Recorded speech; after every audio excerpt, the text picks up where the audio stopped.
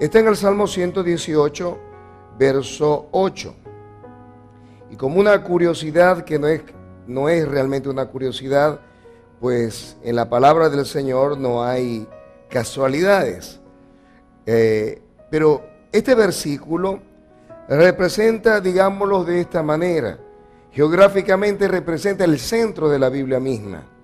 En el Salmo 118, verso 8, encontramos un extraordinario versículo. En el verso 8 dice: mejor es confiar en Jehová que confiar en el hombre. Vuelvo a repetirlo. Mejor es confiar en Jehová que confiar en el hombre. Este verso es el centro de la Biblia misma. Existen 594 versículos antes de este y 594 versos después de este. Así que, tomando como base este verso, pues definitivamente mejor es confiar en Dios que en los hombres. Mejor es confiar en el Señor antes que en cualquier otra cosa. Al arrepentirnos de nuestras obras muertas, es decir, de aquellas cosas que creíamos que nos justificaba delante de Dios y que creíamos que nos acercaba al Señor, debemos comenzar en nuestra fe a creer en Dios. Por eso es que en Marcos capítulo 1, verso 15, dice la Escritura: arrepentíos y creed en el Evangelio. Así que una de las primeras cosas que debemos entender, o de las primeras cosas que debemos definir dentro de esta enseñanza, es el concepto de fe. Uno de los versículos claves para poder entender la fe la encontramos en Hebreos capítulo 11, versos del 1 al 3, y lo dice de la siguiente manera: es pues la fe la certeza de lo que se espera, la convicción de lo que no se ve, porque por ella alcanzaron buen testimonio los antiguos. Por la fe entendemos haber sido constituido el universo por la palabra de Dios, de modo que lo que se ve fue hecho de lo que no se veía.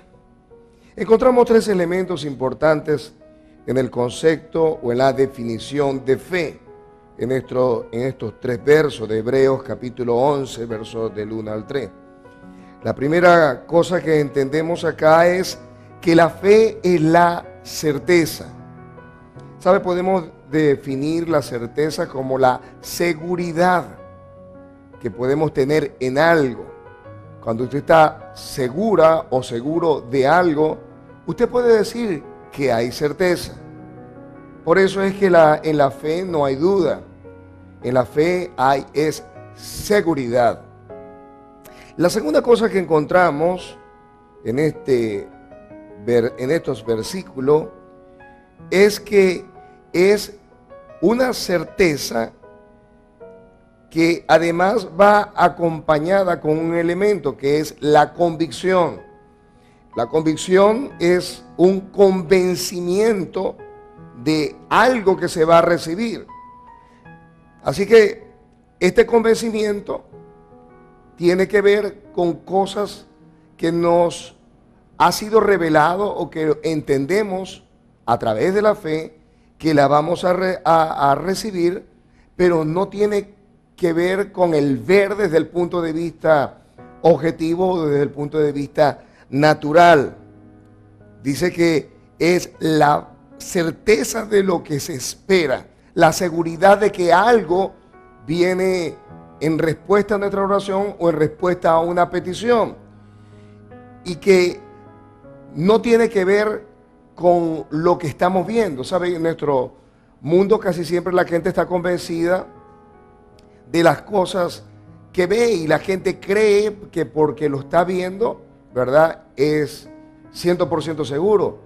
Y sabe que en la vida entendemos que esta misma vida nos juega o nos da algunas sorpresas o nos trata de enmarañar con algunas cosas que parecen ser y no lo son. Hoy vivimos de apariencia y la gente se ha convertido en esclavo de estas apariencias y la gente piensa que puede recibir de Dios si comienza a ver algo. Pero la fe verdadera, la fe que viene de Dios, es primeramente un acto en el que tenemos una confianza en el Señor, pero no basada en lo que vemos. Al contrario, para ver necesitamos primero que creer. El refrán popular dice, ver para creer, pero el Señor dice que hay que creer para ver. Así que el tercer elemento en nuestra definición es el convencimiento de recibir. La fe, como lo dicen otras versiones, es la sustancia, es la esencia de que algo que se ha pedido, algo que se ha demandado, va a venir y que será visible y será tangible. En Marcos, capítulo 11, verso 24, si pueden leerlo conmigo, dice la Escritura en el verso 24: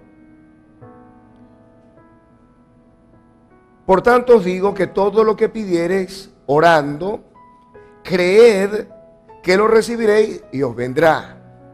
La fe se basa en la confianza que tenemos en aquel que ha prometido algo. ¿Sabe? Desafortunadamente comenzamos nosotros a crecer y nos volvemos escépticos, es decir, incrédulos. Comenzamos a ver que los adultos rompen sus promesas y dejamos de tener esa certeza, esa convicción, esa seguridad, dejamos de tener confianza en aquellas cosas que nos promete. Sin embargo, podemos estar seguros que cuando Dios promete algo, lo va a cumplir. ¿Sabe? La Escritura dice que Dios no es hombre para mentir, ni hijo de hombre para arrepentirse. Lo que Él dijo lo va a hacer y lo que habló lo va a ejecutar. Así que si el asunto tiene que ver con aquel que hace la promesa, podemos estar seguros que Dios va a cumplir sus promesas. Tú puedes perder la confianza en el hombre, puedes inclusive perder la confianza en tus padres, porque en algún momento te defraudaron, tus amigos quizás te defraudaron, tu pareja quizás te defraudó. Pero sabe, Dios nunca nos defraudará. Esta es la razón por la cual Marcos escribió que todo lo que le pidamos al Padre, orando, creyendo, lo vamos a recibir. Esta es la razón por la cual la Biblia nos invita, el libro sagrado, la Sagrada Escritura, nos invita a ser como niños. ¿Sabe? Cuando nosotros le hacemos promesas a los niños, ellos dan por hecho que lo que han pedido, si uno le ha dicho que se lo va a dar, ellos lo van a recibir. ¿Sabe? Es como cuando estamos en los primeros días del año y recién pasan los niños de recibir sus regalos, ya ellos comienzan desde tempranos meses del año a pedirle a sus padres el regalo que todavía faltan quizás muchos meses para que lo puedan obtener. Y sabe, cuando el papá le dice, sabe, te voy a dar un videojuego, te voy a dar un celular, te lo voy a dar en diciembre, sabe, es un asunto que no admite discusión. Ya ellos lo dan por hecho y ellos sencillamente están esperando la hora del cumplimiento de la promesa, pero ellos saben que la promesa se va a cumplir. Ese tipo de actitud es la que necesitamos nosotros como creyentes. Creer a Dios. Y esto es sencillamente la definición de lo que la Escritura nos dice en cuanto a la fe. Es la certeza de lo que se espera y la convicción de lo que no se ve. ¿Sabe? Un niño no tiene que esperar ver el celular en su mano para saber que si su papá se lo prometió, se lo va a cumplir. ¿Sabe? Hay cosas que Dios te ha prometido a ti, me ha prometido a mí, que no necesitamos tenerlo en la mano para creerle a Él. Solo que hay un tiempo, sencillamente, que se tiene que cumplir para venir. Los que han tenido la experiencia, las mujeres que han tenido la experiencia de la maternidad y los padres que han tenido la experiencia de paternidad, saben que hay algo allí en el vientre que está creciendo y que quizás es apenas un óvulo que se ha fertilizado, que apenas está en pleno proceso de crecimiento. Y no hace falta que el niño esté afuera para saber que hay una nueva vida que está comenzando a crecer.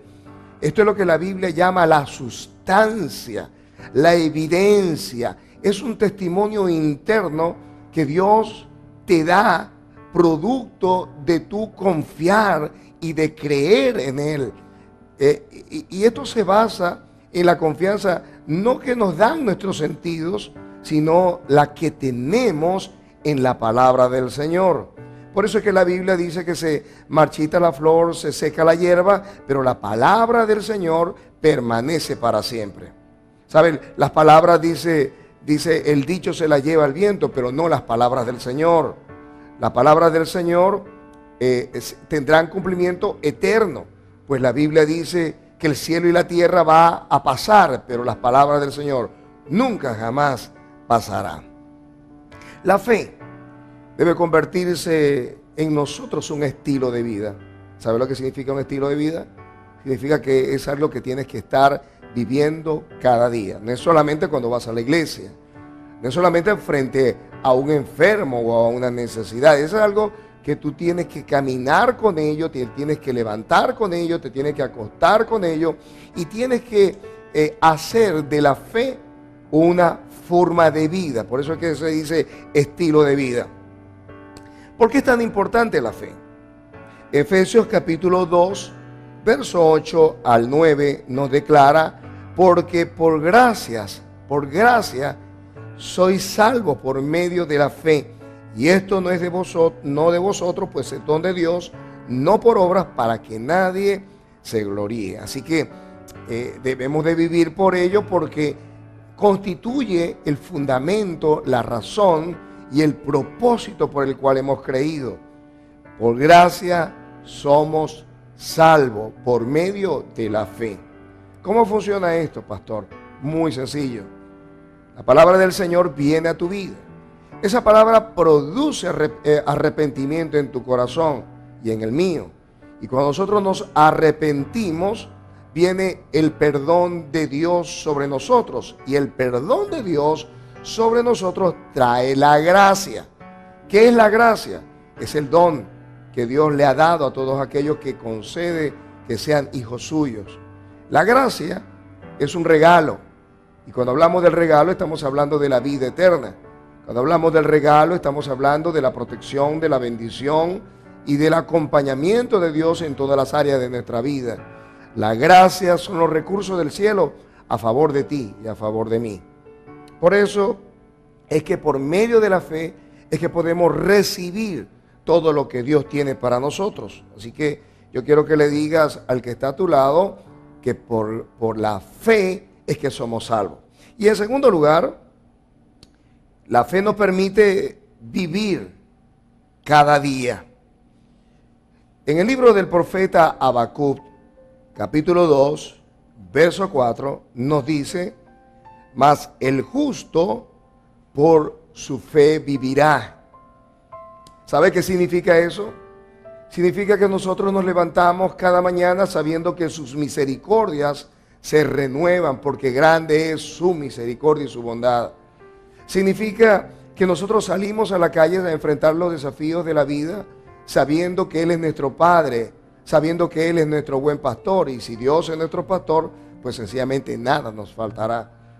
Nuestra confianza, nuestra fe, nuestra seguridad de que Dios nos acompaña en cada área de nuestra vida, nos permite sencillamente vivir por esa fe. Por eso es que dice el profeta: mas el justo por su fe vivirá. ¿Te imaginas un corazón lleno de temor, lleno de incertidumbre, lleno de miedos? ¿Cómo podría un corazón enfrentar todos los desafíos de la vida sencillamente si no tuviese fe? Y finalmente, la fe es prácticamente, y digámoslo de una manera alegórica o metafórica, es nuestro sexto sentido. En segunda de Corintios capítulo 5, verso 7, nos dice que andamos por fe y no por vista. ¿Sabe? La gente del mundo está acostumbrada a desarrollar todas sus actividades y todos sus proyectos basados en acuerdos y convenios con la gente del mundo. Por supuesto, son las personas con las que ellos interactúan todos los días y nosotros también. Pero nuestra confianza, yo quiero que tú digas conmigo, nuestra confianza está en Dios. Yo quiero que digas conmigo, mi confianza está en Dios. ¿Por qué debemos decirlo de esta manera? Si la Biblia dice que andamos por fe y no por vista, significa que probablemente se levanten algunas tempestades a tu alrededor. Probablemente en algún momento lleguen tu recurso financiero a un límite que a lo mejor nunca antes había llegado. Probablemente en algún momento la salud no esté del todo bien. Pero ¿sabe lo que define cuál va a ser tu final? Es decir, cómo tú vas a terminar. No va a ser el número que aparece en tu cuenta de banco, ni siquiera las tormentas que se levanten, ni siquiera el dolor que te pueda dar en el codo o en la rodilla o en la espalda. Lo que define cómo tú vas a terminar es lo que dice la palabra del Señor. Y sabes, la palabra del Señor tiene mucho que decir. Si la Escritura nos dice que debemos recordar y de mirar la gracia de Dios, que Jesús, siendo rico, se hizo pobre para que por medio de su pobreza nosotros tengamos abundancia. Imagínate tú cómo todos tus recursos habrán de ser sobreabundantemente suplidos. Si hablamos de salud, acuérdate que Él herido fue por nuestras rebeliones, molido por nuestros pecados. El castigo de nuestra paz fue sobre Él y por sus llagas fuimos nosotros curados. Hay provisión de Dios para todas nuestras necesidades. Y no puedes basar tu confianza en Dios en tus sentidos naturales. No andamos por vista, no andamos por lo que oímos, no andamos por lo que sentimos, porque el justo por la fe vivirá. Como el ejemplo, por ejemplo, de un piloto de avión. ¿Sabe? Han habido muchísimos casos en los cuales ellos literalmente han tenido que aterrizar basado en lo que dicen sus instrumentos.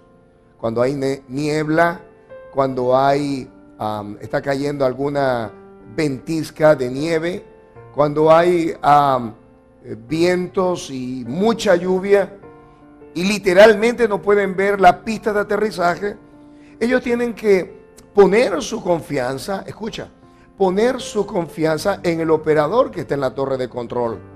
Tiene que poner su confianza en lo que dicen los instrumentos y él tiene que escuchar la instrucción y tiene que obedecer. Probablemente el hombre que está en la torre de control le dice, mira, ¿sabes qué? Tienes que bajar tantos pies de altura o tantos metros y tienes que ir a tal velocidad y tienes que entrar de norte a sur o de este a oeste, ¿sabes? Dependiendo del caso. Pero el piloto es guiado en medio de la tormenta por los instrumentos y por lo que le está diciendo a la persona que está en la torre de control. ¿Por qué tiene que hacerlo de esa manera? ¿Sabe? Tiene que hacerlo de esa manera porque lo que está viendo no es bueno. ¿Sabe? Habrá ocasiones en las cuales tú tendrás que dejarte guiar por Dios, dejarte guiar por el Espíritu Santo, porque quizás lo que está viendo no es bueno. Hay que saber oír, hay que saber escuchar. Y en la vida cristiana necesitamos oír.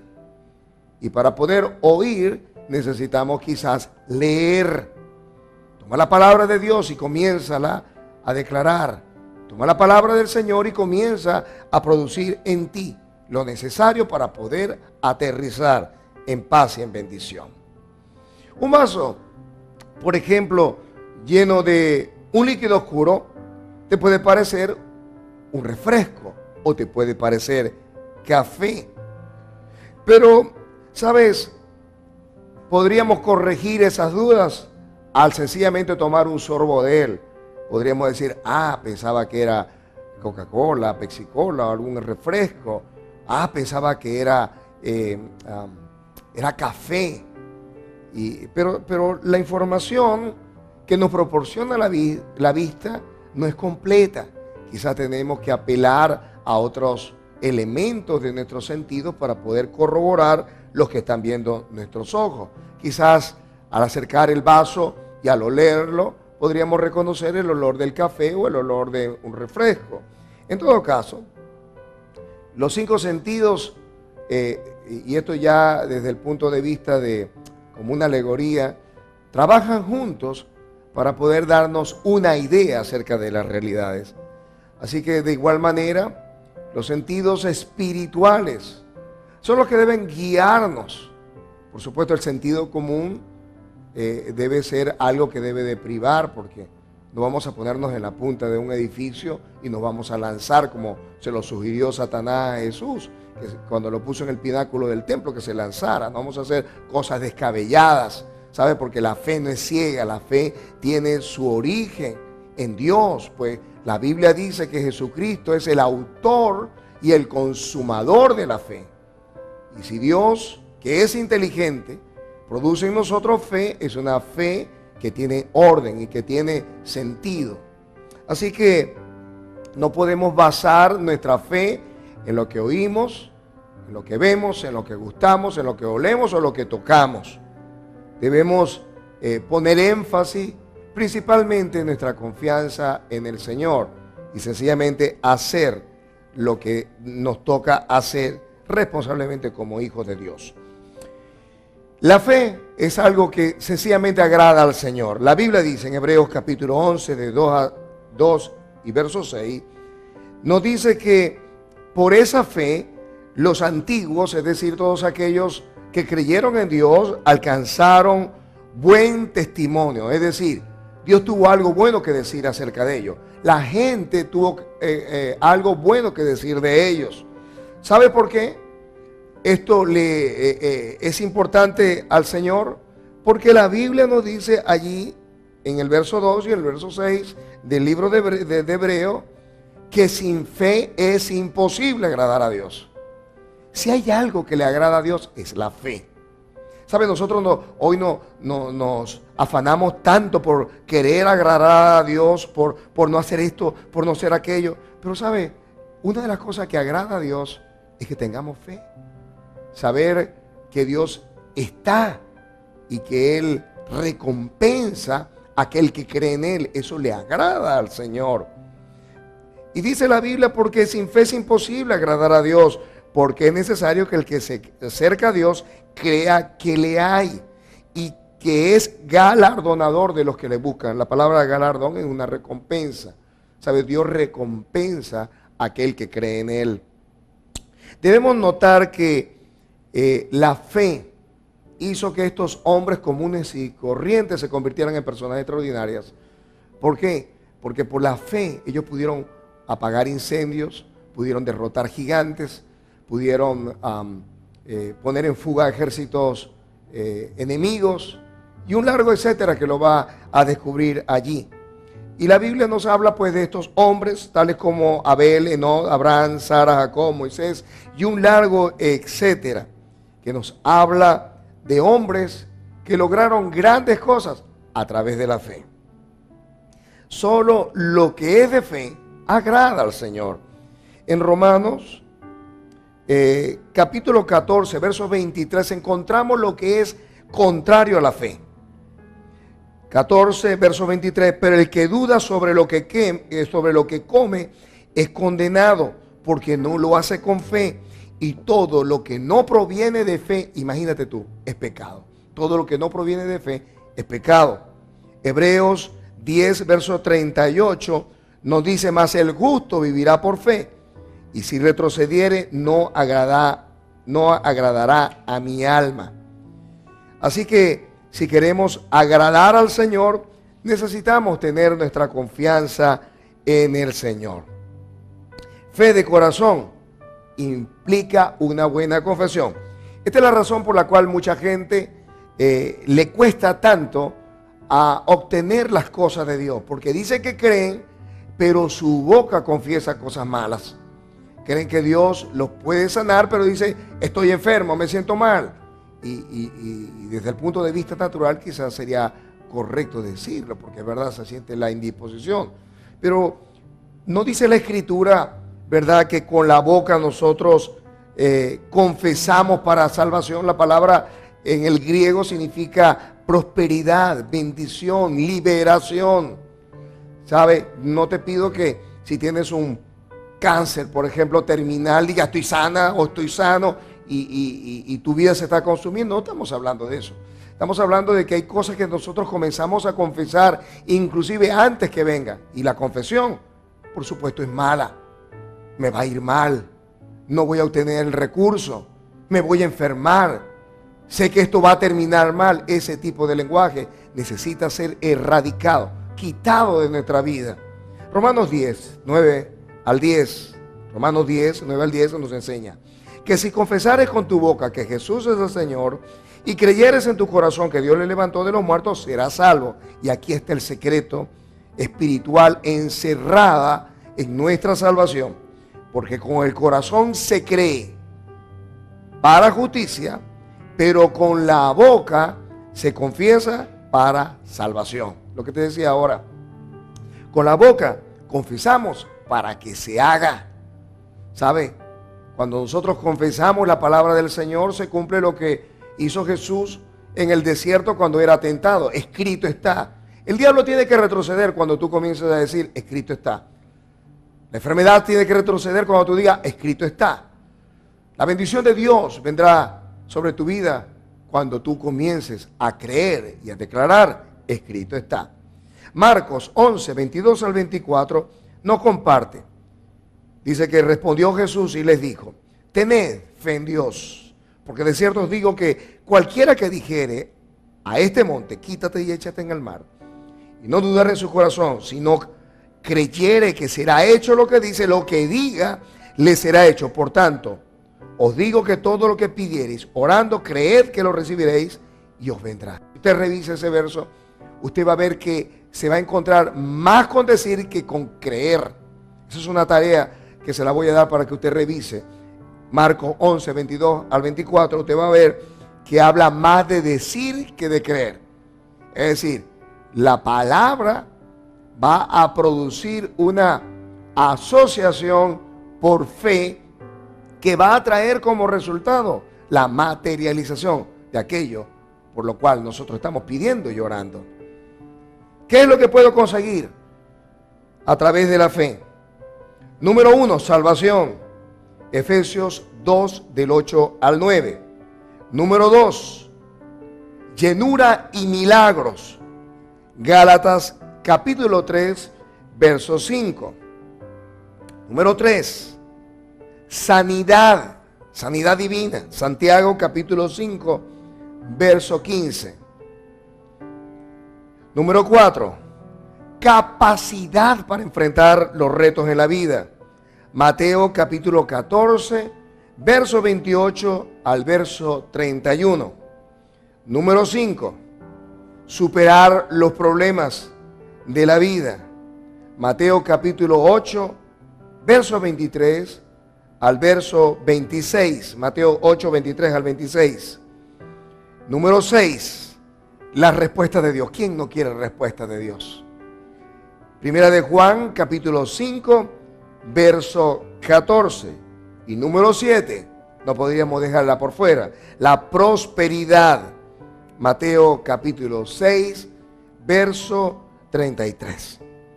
¿Cómo entonces incrementamos nuestra fe, pastor? ¿Sabe? Porque una de las cosas que podemos hacer es incrementar nuestra fe. ¿Sabía eso? Dice la Escritura en Lucas 17, verso 5, que los discípulos le dijeron al Señor, aumentanos la fe. Es decir, que la fe se puede incrementar. ¿Cómo la aumentamos? Romanos capítulo 10, verso 17. Así que si puede escribir allí cómo incrementar la fe. Número 1, escuchando la palabra de Dios. No es abriendo el canal de su radio, escuchando las malas noticias a primera hora, ni abriendo el periódico.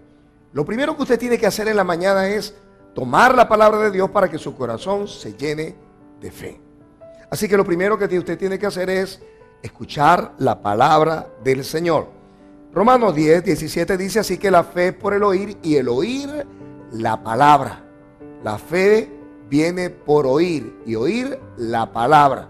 Si usted quiere fe sobre su vida, lea la palabra, escuche la palabra, léala en voz alta, declare la palabra.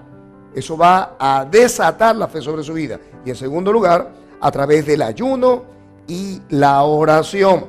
En Mateo capítulo 17 nos habla de una historia de un joven que estaba siendo poseído por un demonio y los discípulos no pudieron sacar.